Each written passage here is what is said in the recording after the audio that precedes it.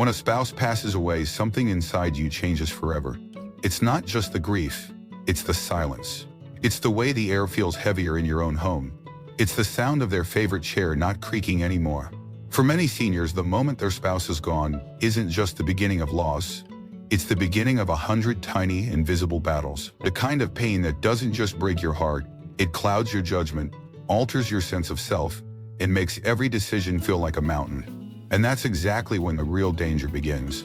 Because in the middle of that pain, when clarity is hardest to find, that's when seniors are most vulnerable to decisions they will regret for the rest of their lives. These are not just emotional mistakes. They are life-altering choices made in a fog. Choices that may feel like relief in the moment, but over time become traps. Financial pitfalls, emotional spirals, health declines that sneak in quietly while no one's watching. And that's why this video matters. Because if you are a senior who has lost your partner, or if you care for someone who has, the next 6 to 12 months are not just a time of mourning, they are a critical crossroads. What you say yes to or what you don't say no to can define the rest of your life. That's not fear, that's reality. Elderly reflections like these aren't just sad memories. They're warnings meant to protect you and those you love. In this video, we're going to uncover the 6 most common and costly mistakes that seniors make after losing a spouse, starting today with the first 2. These aren't just theories, these are real stories, real decisions, and real consequences faced by older adults who are just trying to find solid ground again. And the truth is, with the right guidance, many of these regrets could have been avoided. This is about protecting your peace, your finances, and your future, while honoring the memory of the person you lost. If this already feels close to home, I encourage you to like this video and subscribe to the channel. Because here, we don't just talk about pain, we learn how to rise from it. We explore elderly wisdom, life lessons from the elderly, and the kind of insight that reminds you, you are not alone, and you don't have to carry this alone. Let's begin. The first mistake, and perhaps the most common, is rushing into major financial decisions too soon. This is one of the clearest traps that catch even the most intelligent seniors off guard. Right after the funeral, when emotions are raw and everyone around you has an opinion, the pressure begins. Sell the house, move to a smaller place, give the inheritance early, donate, reinvest, change the will. It's like the world expects you to fix your future in 1 week while your heart is still broken. And that's the first sign of danger. Because grief doesn't allow for clear judgment. It clouds thinking. It makes us reach for things that feel like control but are actually reactions to pain. Think about the story of Harl, a 76-year-old retired postman. After losing his wife, friends, and even a financial advisor told him he should sell their house immediately. Everyone said the same things. It'll be easier. It's too much house for one person. Start fresh. So he did. He sold the home they lived in for 38 years and moved into a condo 2 towns over. At first, it felt like he was doing the right thing. But months later, the silence in that condo became unbearable. He missed the hallway where she used to wait for him, the porch where they drank coffee, the neighbors who checked on him, and in one quiet moment, Harold admitted to his daughter, "I didn't move forward. I ran away." He didn't need a new beginning. He needed time. And that's what most people forget. Time is a requirement for healing, not a luxury. That's why experts often recommend the 1-year rule. No major financial decisions for at least 12 months. Why? Because time gives space for grief to settle. Because what feels like urgency today might reveal itself as fear tomorrow. And because you deserve the chance to see clearly before choosing the next chapter of your life. And let's be honest, there are also people out there who prey on this kind of grief.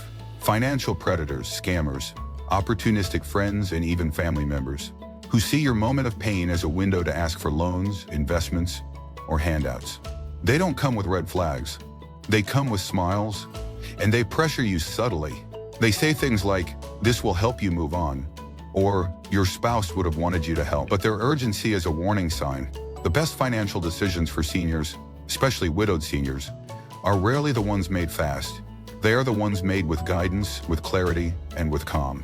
Elderly wisdom teaches us whether it's a large donation to a charity, a big check to a grandchild, or a hasty move across the country, ask yourself one question. Am I doing this because it feels right, or because I want the pain to stop? If it's the second, pause. Your future deserves more than a reaction. Which brings us to mistake number 2, isolating yourself from people who care. After your spouse passes away, it's natural to want time alone. You might not want to talk. You might not want visitors. You might not want to smile or pretend things are okay. That's fair. Grief is deeply personal. But when solitude becomes your routine, isolation becomes your lifestyle. And that's when it becomes dangerous. Because loneliness doesn't just make you sad, it makes you sick, emotionally and physically. Studies consistently show that prolonged social isolation in seniors leads to higher blood pressure, a weakened immune system, increased risk of dementia, and even early death. That's not speculation, that's science. Human connection isn't just comforting, it's essential. Let me tell you about Walter, age 80. He lost his wife of 54 years. At first, he ignored calls from his children, skipped church, declined every invitation. He told himself he just wasn't ready. But weeks turned into months, and slowly, Walter stopped leaving the house at all. His appetite shrank. His energy dropped. One morning, he told his doctor, "It's like I forgot what happy feels like." That's what happens when grief meets silence. And it could have gone further, until a neighbor brought him a cup of coffee. That one cup turned into a weekly tradition. That tradition became walks. Those walks turned into visits with old friends. And one afternoon, Walter said, "I don't feel better yet, but I feel less alone." That's the key. You don't have to be the life of the party.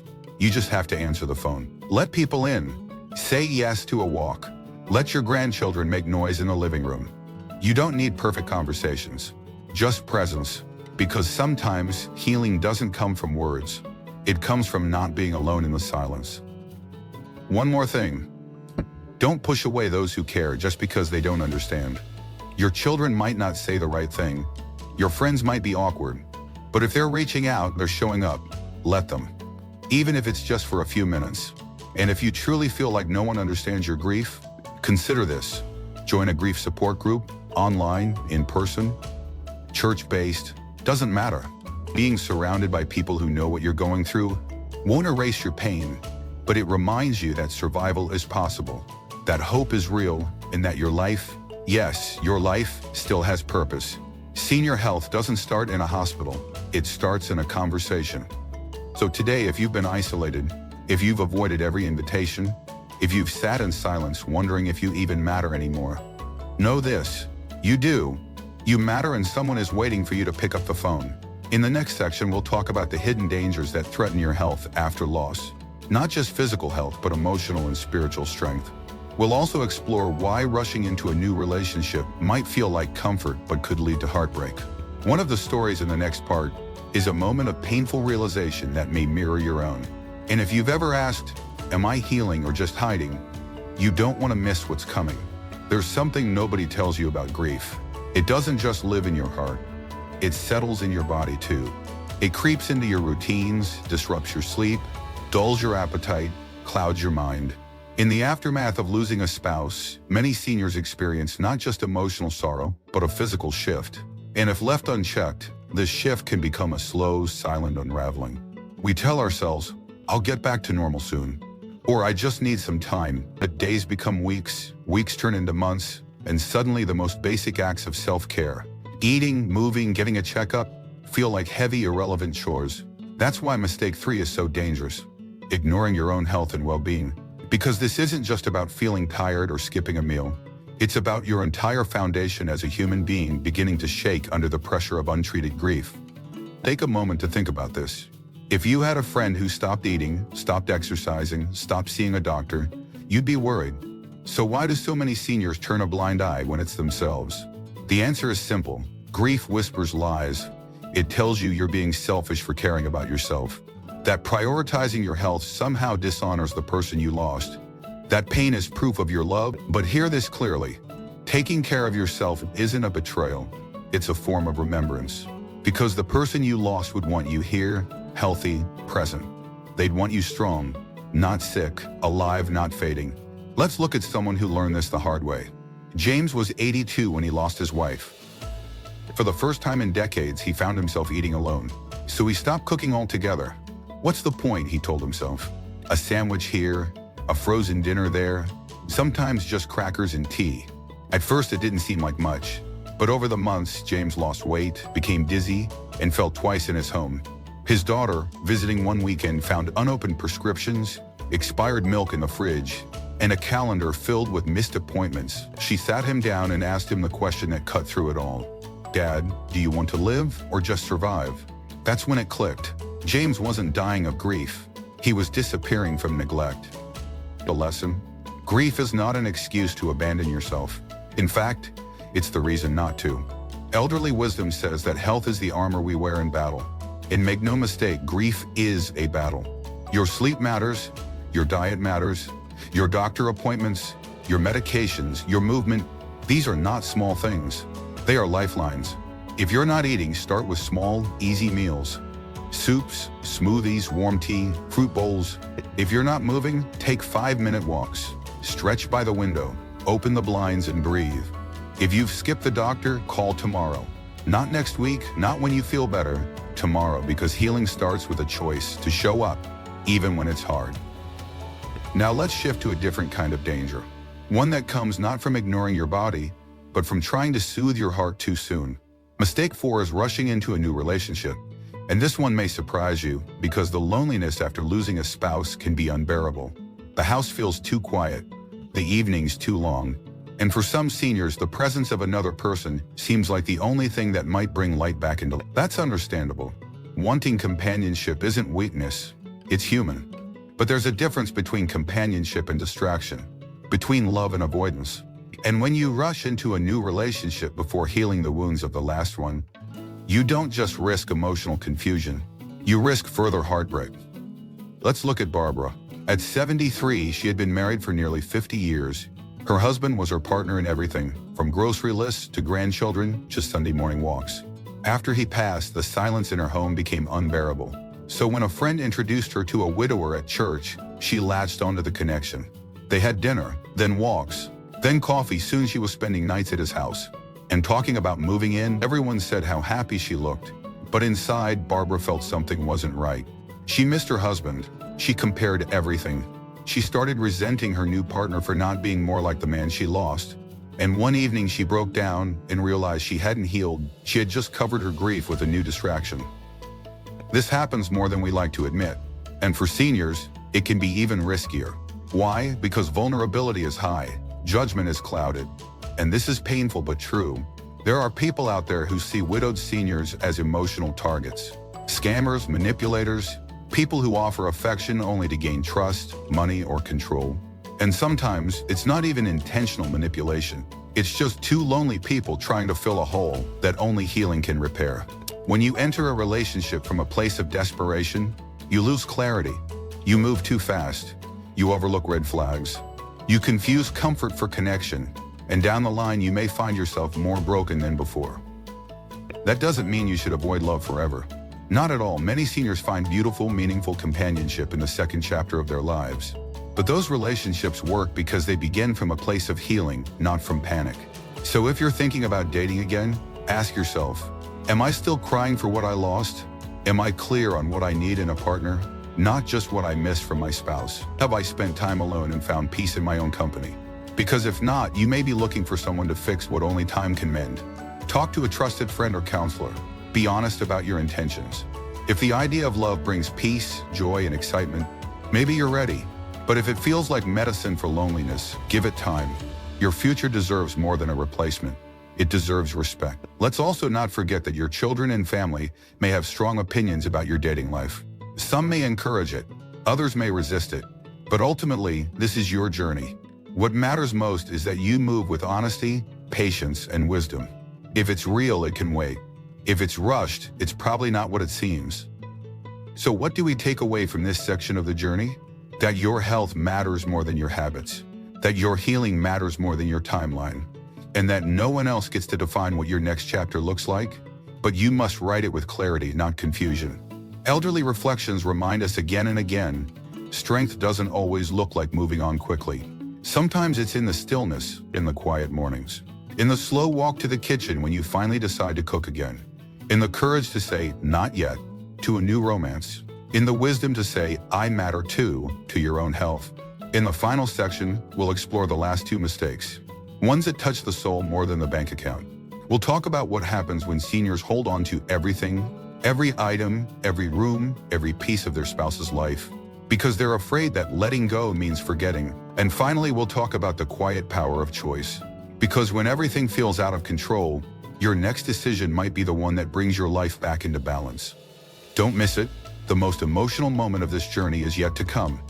There comes a moment in grief where everything feels frozen. The house is still full, but it feels empty. Their clothes are still folded in the closet, untouched. Their shoes sit by the door just as they left them. Their scent still lingers in the hallway. And in these spaces, you find yourself caught between two painful truths. The person you loved is gone, but everything they touched remained. This is where so many seniors quietly break. Not with a loud cry, not with a grand gesture, but with the quiet decision to hold on to every single thing, indefinitely. Mistake number 5, holding on to everything. Refusing to let go, not because of greed, not because of ignorance, but because the heart can't bear what it thinks letting go means. It feels like betrayal, like erasure, like losing them all over again. But here's the reality. When you cling to every item, every room, every untouched detail, the grief doesn't fade. It calcifies. You don't move forward. You live in a museum of memories, a home that no longer breathes, but mourns. Let me tell you about Harold, 77. His wife passed after 51 years of marriage. For over a year, he left everything exactly the same. Her side of the closet untouched. Her teacup on the kitchen shelf still clean and waiting. Her book open on the nightstand. Visitors walked into his home and felt like they had entered a sacred shrine.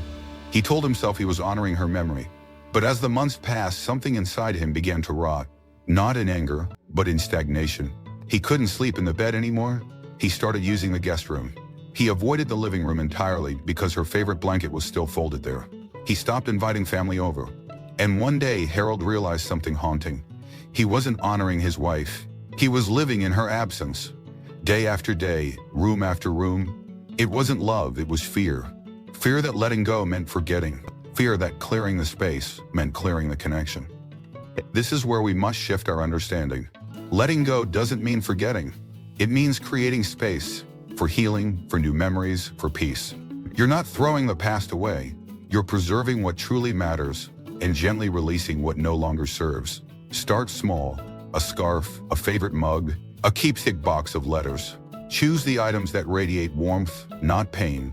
Keep those close. Display them, honor them. But don't let them trap you in the past. Some seniors find peace by transforming old clothing into a quilt. Others create memory boxes or give keepsakes to grandchildren. These acts are not abandonment. They are transitions. They say, I carry you with me, but I am still moving. And that's the essence of what elderly wisdom teaches us. We are not the things we leave behind. We are the stories we pass on. There's one final mistake we need to talk about. It's more subtle than all the others, and yet it has the greatest power to define the rest of your life. Mistake 6 is believing that your life is over too. This belief doesn't scream, it whispers. It tells you quietly, day by day, that your best days are behind you, that your joy was buried with him, that your value is fading.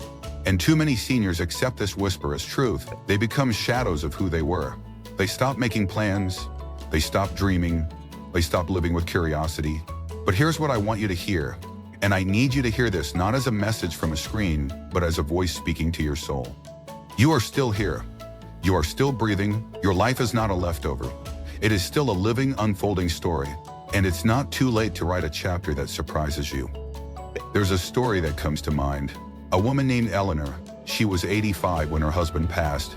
For a year, she didn't leave the house except for groceries. She told her daughter, "What's the point? My world left with him." But one day, her granddaughter asked a simple question. "Grandma, will you teach me how to bake Grandma's favorite pie?" That question woke something up.